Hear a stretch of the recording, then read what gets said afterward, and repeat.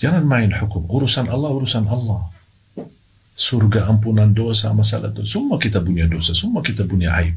Ya. Tapi Allah menutupi aib kita.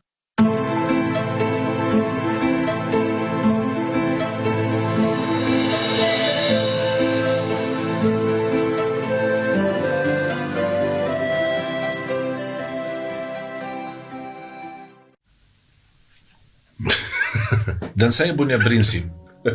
Saya berdakwah kemanapun, saya selalu punya satu tujuan, ridha Allah.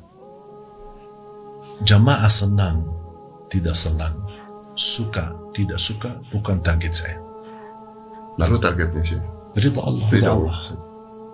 Itu saja. Itu saja. Jamaah puji, jamaah caci maki, saya tidak peduli. Kalau kita bisa di level namanya manusia, dipuji pasti tinggi, bahagia. Ya. Dicaci, Dihina, dicaci, Turun. Jatuh. kalau kita bisa jadikan sama saja, Masya Allah. tenang kita. Ya betul. Betul, tenang. Jadi, baik Dengar, ya udah.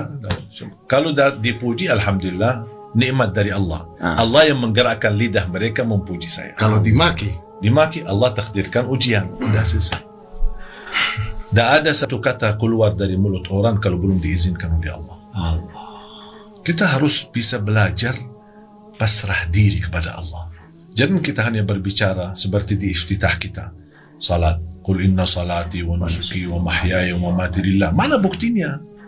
Salatku, ibadahku, matiku dan hidupku lillah. Mana buktinya? Sehari-hari.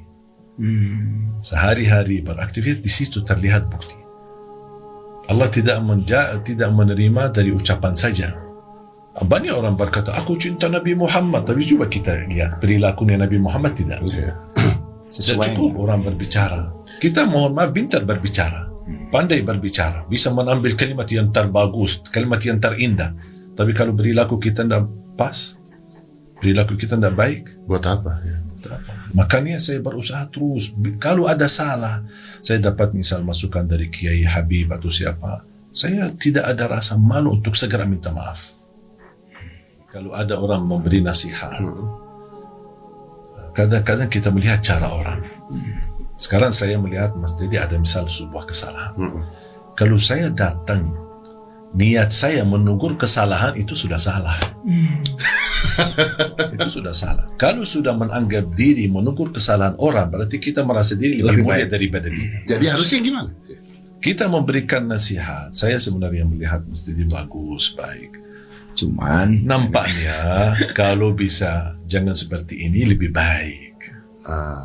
pemilihan diksi kata, bro. Jadi memilih kata yang bisa menenangkan Tidak hati. menyakiti hati. Ya. Kalau dia terima, syukur. Kalau dia tidak terima, saya sudah selesai tugas. Dan gak boleh sakit hati saya. Ya boleh.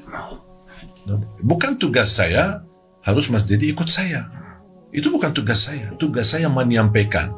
Dan tugas saya memilih kata-kata yang menyampaikan hal yang menenangkan hati. Nanti keputusannya terserah penerima. Ya. Yang mendengar, apa dia terima atau tidak terima, terserah dia. Syekh tugasnya selesai. Iya. Karena berubah apa enggak itu bukan urusan Syekh, urusan Allah. Ya. Nah, saya tidak menunggu ada orang menerima nasihat saya dan dia berubah. Saya tidak harap menunggu itu. Allah. Orang yang ikhlas, yang dia bisa menyampaikan dakwah dan tidak menunggu melihat jumlah pengikutnya. Mau yang ikut satu, mau ikut sejuta, jangan berdulikan. Gak ada bedanya sih. Gak ada bedanya. Bagi saya, setiap saya masuk jamaah, saya selalu ucapkan, dengan namamu ya Allah, saya menghadapi jamaah. Gerakkan lidah saya dan hati saya untuk menyampaikan yang terbaik. Karena saya tidak punya apa-apa. Itu doa saya selalu. Ya Allah, bismillah, dengan namamu ya Allah, bismillahirrahmanirrahim, saya menghadapi jamaah. Ini sebelum saya masuk mengisi tausiah. Dan saya tidak punya ilmu apa-apa. Gerakkan lidahku dan hatiku untuk menyampaikan yang terbaik buat jamaah. Sekarang mohon maaf, kita sudah kasih nasihat orang. Terus kalau belum Allah kasih hidayah, masa kita, apa aku tidak faham-faham, goblok kamu. Terus mau apa? Nggak menguntungkan juga. Tidak ada. Emosi ya. Saya udah nasihati kamu gak berubah sih. Gitu. Aduh. Ada satu cerita, Rasulullah SAW menceritakan ada dua orang, saudara, kakak adik. Satu ahli ibadah dan satu ahli maksiat. Allah. Pemabuk terus, tidak pernah salat, tidak pernah ibadah. Kakaknya ini selalu nasihatin. Nampaknya lama-lama tidak sabar. Sambil datang satu saat masih melihat kondisi saudaranya mabuk, senang-senang, tidak mau beribadah. Kamu tidak bakal diampuni oleh Allah. Kata Rasulullah SAW, di situ Allah marah. Siapa yang menjadikan dirinya Tuhan?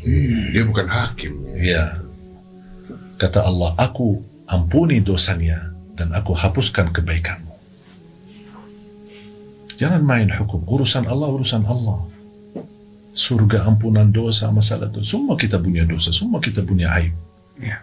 Tapi Allah menutupi aib kita. Coba kalau setiap kita dosa, bau badan kita. Setiap dosa, Habis. malu kita. Ya udah, kalau soal urusan sama Allah, jangan menghakimi orang. Saya termasuk kaum wanita, saya sering bilang sama, jangan pandangi wanita yang belum berjilbab. Jangan dipandangi dia buruk. Barangkali dia punya 2 rakaat tahajud di sisi Allah bisa menyebabkan terampuni semua dosanya. Allah. Kita tidak tahu apa urusan manusia sama Allah. Masing-masing punya rahasia sama Allah. Punya sesuatu kebaikan sama Allah yang barangkali tidak ada manusia pun yang tahu. Bisa jadi sebab kebaikan itu yang dia antara dia sama Allah bisa menyebabkan terampuni semua dosanya. Bahkan Allah berfirman di hadis qudsi, "Ya ibn Adam, law balaghat dhunubuka 'anana as-sama' thumma astaghfartani laghafartu laka 'ala ma kana minka wa la ubali." Wahai anak Adam, kalau dosamu sampai ke lapisan langit, saking banyaknya. Padahal bayangan saya, tidak ada manusia dosa, satu manusia dosanya sampai ke langit. Tapi bayangkan coba karunia Allah. Kalau dosa ke lapisan langit dan kamu istighfar, aku ampuni. Bukan hanya diampuni, kata Allah, aku tidak peduli berapa banyaknya.